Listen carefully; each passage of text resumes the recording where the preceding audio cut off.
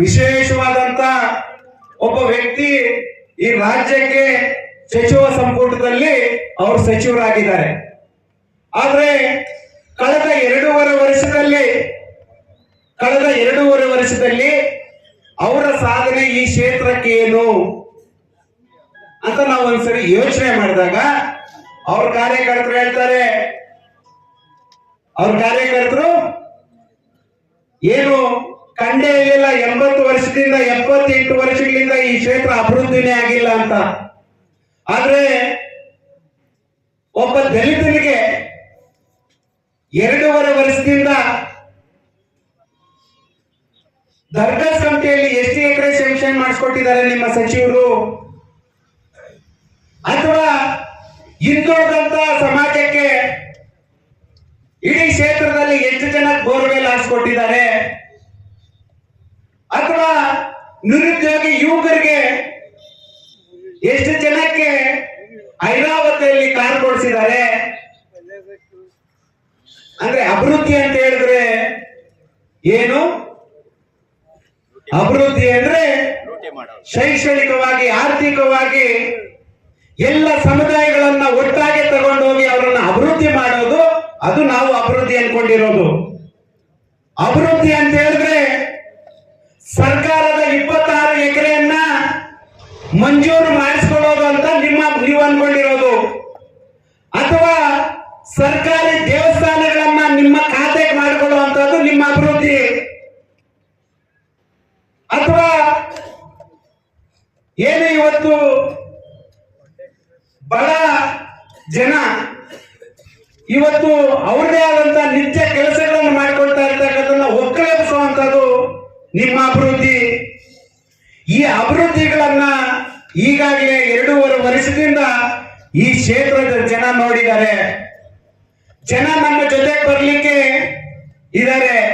ಆದ್ರೆ ಆ ಜನವನ್ನ ವಿಶ್ವಾಸದಿಂದ ಅವ್ರು ಬೇಕಾಗಿರ್ತಕ್ಕಂಥ ರೀತಿಯಲ್ಲಿ ಅವ್ರ ಜೊತೆಯಲ್ಲಿ ಸ್ಪಂದಿಸುವಂತ ನಿಟ್ಟಿನಲ್ಲಿ ನಾವು ಕಾರ್ಯಕರ್ತರು ನಾವು ಯಾವ ಇದ್ರಿ, ನಾವು ಅವ್ರನ್ನ ಪ್ರೀತಿ ವಿಶ್ವಾಸದಿಂದ ಅವ್ರ ನಮ್ಮ ಜೊತೆಗೆ ಇಟ್ಕೋಬೇಕು. ಯಾಕೆ ಅಂತ ಹೇಳಿದ್ರೆ ಇವತ್ತು ಗಂಗಾ ಕಲ್ಯಾಣಿಯಲ್ಲಿ ಒಬ್ಬ ಬೋರ್ವೆಲ್ ಆಗಿದ್ರೆ ಇಲ್ಲಿ ರೈತರು ನಾವು ಜಾಸ್ತಿ ಜನ ಇದ್ದೀವಿ. 35,000 ರೂಪಾಯಿ ಕಟ್ಟಿದ್ರೆ 4 ಲೈಟ್ ಕಂಬಗಳು, ಅದಕ್ಕೆ ಬೇಕಾಗಿರ್ತಕ್ಕಂಥ ಟ್ರಾನ್ಸ್ಫಾರ್ಮ್ ಆಗ್ತಾ ಇದ್ರು ಹಿಂದಿನ ಸರ್ಕಾರಗಳಲ್ಲಿ. ಹೌದಾ? 24,000 ಕಟ್ಟಿದ್ರೆ. ಆದ್ರೆ ಇವ್ರು ನಾವು ಬಿಟ್ಟಿ ಭಾಗ್ಯಗಳನ್ನು ಕೊಟ್ಟಿದೀವಿ ಅಂತ ಹೇಳ್ತಾ ಇದಾರಲ್ಲ, ಈ ಬಡ್ಡಿ ಭಾಗ್ಯಗಳನ್ನ ಬೇರೆ ರೀತಿ ನಮ್ಮ ತಲೆ ಮೇಲೆ ಹಾಕ್ತಾ ಇದ್ದಾರೆ. ಇವತ್ತು ಎಷ್ಟು ಲಕ್ಷ ಕಟ್ಬೇಕು ನೀವು ಟ್ರಾನ್ಸ್ಫರ್ ಮಾಡಿಸ್ಕೋಬೇಕಾದ್ರೆ? 3 ಲಕ್ಷ ರೂಪಾಯಿ. ಇದು ನೀವು ಅಭಿವೃದ್ಧಿ ಮಾಡ್ತಾ ಇದ್ದೀರಾ? ರೈತರನ್ನ ಅಭಿವೃದ್ಧಿ ಮಾಡ್ತಾ ಇದ್ದೀರಾ? ನಾವು 10 ವರ್ಷದಲ್ಲಿ ಜೆ.ಕೆ. ಕೃಷ್ಣಾರೆಡ್ಡಿ ಅವರು ಈ ಕ್ಷೇತ್ರದಲ್ಲಿ ಶಾಸಕರಿದ್ದಾಗ 700 ರಿಂದ 800 ಎಕರೆ ಜಮೀನನ್ನ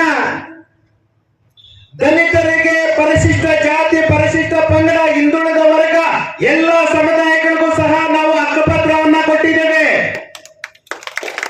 ನೀವು 2.5 ವರ್ಷದಿಂದ 2 ಎಕರೆ ಜಮೀನನ್ನ ನೀವು ಯಾರಿಗಾದ್ರೂ ರೈತರಿಗೆ ಕೊಟ್ಟಿದ್ದೀರಾ? ನಮ್ಮ ಸಾಧನೆ ಅದು.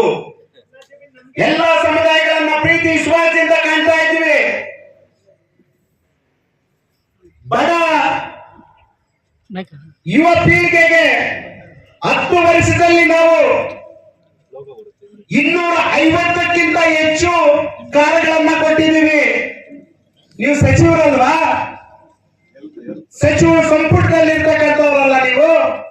ಈ ಕ್ಷೇತ್ರಕ್ಕೆ ಯುವಕರಿಗೆ ಎಷ್ಟು ಜನಕ್ಕೆ ಐರಾವತಲ್ಲಿ ಮತ್ತೆ ಬೇರೆ ಬೇರೆದ್ರಲ್ಲಿ ಅವ್ರಿಗೆ ಸ್ವಯಂ ಉದ್ಯೋಗ ಕಲ್ಪಿಸಲಿಕ್ಕೆ ಎಷ್ಟು ಜನಕ್ಕೆ ವೆಹಿಕಲ್ ಕೊಡಿಸಿದ್ದೀರಾ? ನಿಮ್ಮ ಸಾಧನೆ ಏನು? ಸಾಧನೆ ಅಂತ ಹೇಳಿದ ತಕ್ಷಣ ಇರೋ ಬರೋ ರಸ್ತೆಗಳನ್ನ ಕಿತ್ತಾಕಿ ಏನು ನಾವು ಅಲ್ಪಸಂಖ್ಯಾತರಿಗೆ ನಮ್ಮದೇ ಆದಂತ ಕೊಡುಗೆ ಕೊಟ್ಬಿಟ್ಟಿದ್ದೀವಿ. ಅಲ್ಪಸಂಖ್ಯಾತರನ್ನ ಕಾಂಗ್ರೆಸ್ ಇದ್ರೇನೆ ಅಲ್ಪಸಂಖ್ಯಾತರು ಬದುಕೋದು, ಅಲ್ಪಸಂಖ್ಯಾತರಿಂದಾನೆ ಕಾಂಗ್ರೆಸ್ ಅನ್ನುವಂತ ನಿಟ್ಟಿನಲ್ಲಿ ಇವತ್ತು ಮಾತಾಡ್ತಾ ಇದ್ದೀರಾ. ಇದೇ ನಗರ ಭಾಗದಲ್ಲಿ 5 ಕೋಟಿ ರೂಪಾಯಿಯಲ್ಲಿ ಅಲ್ಪಸಂಖ್ಯಾತರ ಕೋಟಾದಲ್ಲಿ ತಗೊಂಡ್ ಬಂದಿದ್ದೀರಾ. ಆ ಹಣ ಯಾವ ರೀತಿ ಉಪಯೋಗ ಆಗ್ತಾ ಇದೆ ಅಂತ ಈಗಾಗಲೇ ನಾನು ನಮ್ಮ ಪತ್ರಕರ್ತರ ಮುಖಾಂತರದಿಂದಾನೇ ಸಚಿವರನ್ನು ಕೇಳಿದ್ದೆ. ನೀವು ಕೊಟ್ಟಿರ್ತಕ್ಕಂಥ ಹಣ ಅಲ್ಪಸಂಖ್ಯಾತರ ಅಭಿವೃದ್ಧಿಗಾಗಿ ಕೊಟ್ಟಿರ್ತಕ್ಕಂಥ ಹಣ ರಸ್ತೆ ಮೇಲೆ ರಸ್ತೆ ಹಾಕಿ, ರಸ್ತೆ ಇಲ್ಲದೆ ಇರೋ ಜಾಗದಲ್ಲ ರಸ್ತೆ ಹಾಕೋದು, ರಸ್ತೆ ಇರೋ ಜಾಗದಲ್ಲಿ ರಸ್ತೆ ಮೇಲೆ ರಸ್ತೆ ಹಾಕೋದು. ನಾವು ಅಲ್ಪಸಂಖ್ಯಾತರನ್ನ ಅಭಿವೃದ್ಧಿ ಮಾಡ್ತಾ ಇದ್ದೀವಿ. ಬನ್ನಿ, ನಿಮ್ಮ ಹಿಂಬಾಲಕರು, ನೀವು ಯಾರು ಅಧಿಕಾರಿಗಳನ್ನ ತಲೆ ಮೇಲೆ ಹತ್ಕೊಂಡು ಏನು ಎಲ್ಲ 122 ನಗರಸಭೆಯಲ್ಲೂ ಸಹ ಇಂಥ ಮಹಾನ್ ವ್ಯಕ್ತಿ ನಗರಸಭೆ ಕಮಿಷನರ್ ಇಲ್ಲ, ಈ ಕಮಿಷನರ್ ಈ ಚಿಂತಾಮಣಿಯಿಂದ ಹೋದ್ರೆ ಯಾರು ಸಹ ಊಟ ಮಾಡಲ್ಲ ಅನ್ನುವಂತ ರೀತಿಯಲ್ಲಿ ಈ ಸಚಿವರೇ ಬಿಂಬಿಸ್ತಾರೆ. ಅಂತ ಕಮಿಷನರ್ ಇಟ್ಕೊಂಡು ರಸ್ತೆ ಮೇಲೆ ರಸ್ತೆ ಹಾಕಿ ಬಿಲ್ಗಳು ಮಾಡಿಕೊಂಡು ಜೀವನ ಮಾಡ್ತಾ ಇರ್ತಕ್ಕಂಥ ನಿಮ್ಮ ನಾಯಕರಿಗೆ ಬುದ್ಧಿವಾದ ಅಂತ ಹೇಳುವಂತದ್ದು ಮಾಡ್ರಿ ಅಂತ ನಾವು ಸಚಿವರಿಗೆ ಹೇಳ್ತೀವಿ. ಈಗ ಹೋಗೋದಕ್ಕೂ ಸಹ ಆ ಭಾಗಕ್ಕೆ ಬರ್ಲಿಲ್ಲ. ಯಾಕೆ ಅಂತ ಹೇಳಿದ್ರೆ ಅವರು ಬರಲ್ಲ. ಯಾಕೆ ಅಂತ ಹೇಳಿದ್ರೆ ಅವ್ರು ಮಾಡಿರ್ತಕ್ಕಂಥ ತಪ್ಪುಗಳು ಜನರ ಮುಂದೆ ಕಾಣಿಸ್ತಾ ಇದೆ. ಯಾಕೆ ಅಂತ ಹೇಳಿದ್ರೆ ಇಲ್ಲಿ ಇರ್ತಕ್ಕಂಥ ನಮ್ಮ ಅಲ್ಲೂಪೈ ವಾರ್ಡಲ್ಲೇ ರಸ್ತೆ ಮೇಲೆ ರಸ್ತೆ ಹಾಕಿರ್ತಕ್ಕಂಥ ಚರಿತ್ರೆ ಇರ್ತಕ್ಕಂಥ. ಹಾಗಾಗಿ ಕೆಲವರು ಅವರು ಕಾರ್ಯಕರ್ತರು ಸುಮಾರು ಜನ ಹೇಳ್ತಾರೆ, ಏನ್ ಹೇಳ್ತಾರೆ, ನಗರದಲ್ಲಿ ತುಂಬಾ ಅಭಿವೃದ್ಧಿ ಆಗೋಗ್ತಾ ಇದೆ ಅಂತ ನಿಮ್ಮ ಊರುಗಳಲ್ಲಿ ಹೇಳ್ತಾ ಇರ್ತಾರ. ನಗರದಲ್ಲಿ ಇರ್ತಕ್ಕಂಥವ್ರು ಹಳ್ಳಿಗಳಲ್ಲಿ ತುಂಬಾ ಅಭಿವೃದ್ಧಿ ಆಗೋಗ್ತಾ ಇದೆ ಅಂತ. ಇವ್ರಿಗೆ ಯಾವ ರೀತಿ ಅಂತ ಹೊಗಳು ಕೊಟ್ಟರು ಪ್ರತಿ ಊರಲ್ಲೂ ಒಂದು 5 ಜನ ಇರ್ತಾರೆ. ಎಷ್ಟೇ ಜನ ಇರ್ತಾರೆ? ಪ್ರತಿ ಊರಲ್ಲೂ. ಅವ್ರ ಪ್ರತಿ ದಿನ ಕೆಲಸ ಏನು ಅಂತ ಹೇಳಿದ್ರೆ ಎಲ್ಲರೂ ರಾಮ್ ಭಜನೆ, ಮತ್ತೆ ಇಲ್ಲಿ ಇರ್ತಕ್ಕಂಥ ಕೈವಾರ ತಾತಯ್ಯನವ್ರ ಭಜನೆ ಮಾಡಿದ್ರೆ ಇವ್ರ ಭಜನೆ MC ಸುಧಾಕರ್ ಅಂತ ಭಜನೆ ಮಾಡುವಂತ ಜನ ಅವ್ರಿಗಿದ್ದಾರೆ. ಆ ಭಜನೆ ಮಾಡುವಂತ ಜನಕ್ಕೆ ನಾವ್ ಯಾರಿಗೂ ಸಹ ಭಜನೆ ಮಾಡುವಂತ ಪರಿಸ್ಥಿತಿಯಲ್ಲಿ ನಾವ್ ಇರಬಾರ್ದು. ನಮ್ಮ ನಾಯಕರು ಮಾಡಿರ್ತಕ್ಕಂಥ ಕೆಲಸಗಳು ಮಾತ್ರ ನಾವ್ ಹೇಳ್ಬೇಕು. ನಮ್ಮ ರಾಷ್ಟ್ರೀಯ ನಾಯಕರು ಯಾವ ಕೆಲಸ ಮಾಡಿದಾರೋ ಅದನ್ನೇ ಹೇಳ್ಬೇಕು. ಸುಳ್ಳು ಹೇಳಿ ರಾಜಕಾರಣ ಮಾಡಿದ್ರೆ ಒಂದ್ಸರಿ ಗೆಲ್ಬಹುದು. ಹಾಗಾಗಿ ಇವತ್ತಿನ ಸುಳ್ಳುಗಳನ್ನ ಹೇಳಿ ಈ ಸರಿ ನಮಗೆ ಜನ ಅದನ್ನ ಮರಳಾಗಿ ನಮ್ಗೆ ಈ ಸರಿ ಕೈ ಬಿಟ್ಟಿದ್ರು. ಹಾಗಾಗಿ ಈ ಅದೇ ಜನ ನಮ್ಮ ಕೈ ಹಿಡಿಯುವಂತ ಪರಿಸ್ಥಿತಿಗೆ ಇವತ್ತು ನಿರ್ಮಾಣ ಆಗ್ತಾ ಇದೆ. ಆ ನಿರ್ಮಾಣ ಆಗ್ತಾ ಇರ್ತಕ್ಕಂಥದನ್ನ ನಾವು ಕಾರ್ಯಕರ್ತರು ಯಾರಿದ್ದೀವಿ, ನಾವು ಅವ್ರ ಜೊತೆಯಲ್ಲಿ ಪ್ರೀತಿ ವಿಶ್ವಾಸದಿಂದ ನಾವು ಅವ್ರ ಜೊತೆಗೆ ಹಾಕೊಂಡು ಮುಂದಿನ ದಿನಮಾನಗಳಲ್ಲಿ ಪಕ್ಷವನ್ನ ಕಟ್ಟಬೇಕು.